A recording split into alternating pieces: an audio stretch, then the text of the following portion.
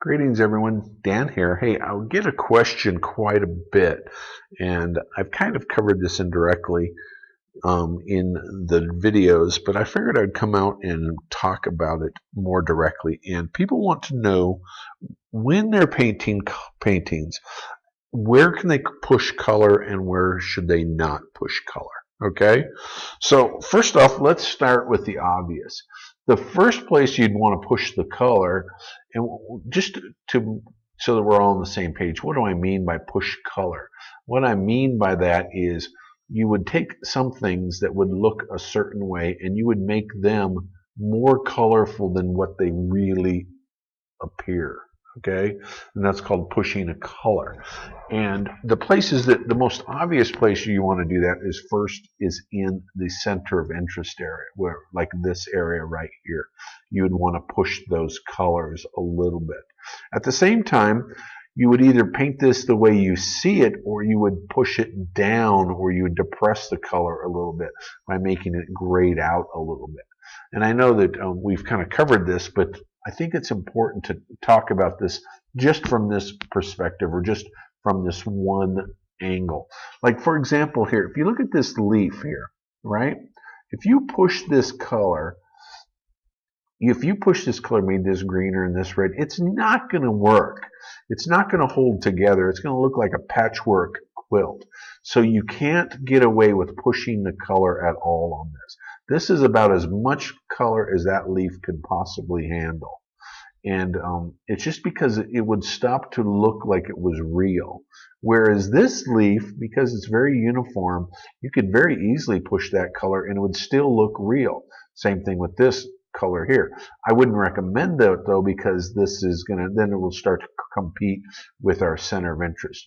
So you have to kind of think about the entire painting and what you're trying to achieve with the entire painting when you're messing around with pushing color. Okay, and you could even call it pulling color, where you desaturate this.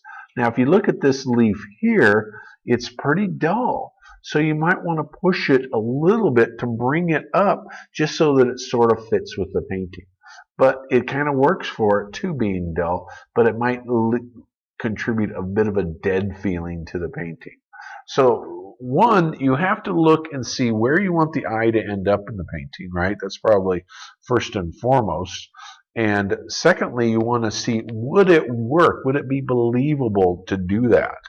Like in this leaf, that's why I picked this one here, is because this leaf would not be believable if you went any more intense with the color there. All right.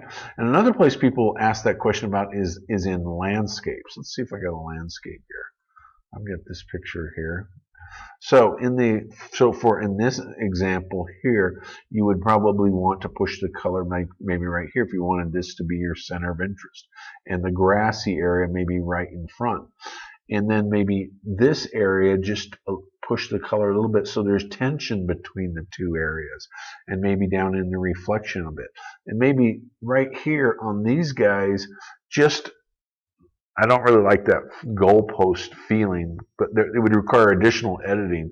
But my point is, you'd maybe want to add a little bit more intensity to the color there just to rich it up. Whereas back in here, it's already pretty darn gray, so you really wouldn't want to push it or pull the color down at all there. So you just want to look at it. What kind of a path do I want to have right through here, down in here? How do I want it to move? And that's what ultimately makes you make your decision as to where you want to push and pull the color. All right. Now I know that may seem incredibly obvious, but I feel like I needed to say it because, not everyone that's going to be obvious to. Now, when do you not push and pull color? As a rule, you don't want to push the color in shadows at all. You just want the shadows to be quiet, because we don't look at shadows. We only look at objects in the light. The only time we notice shadows is if there's something wrong with them. So you don't want to draw any more attention to them than you can. In fact, if anything, you should pull the color in shadows so that they really just don't have much color at all, unless you're just going for a nice unifying effect.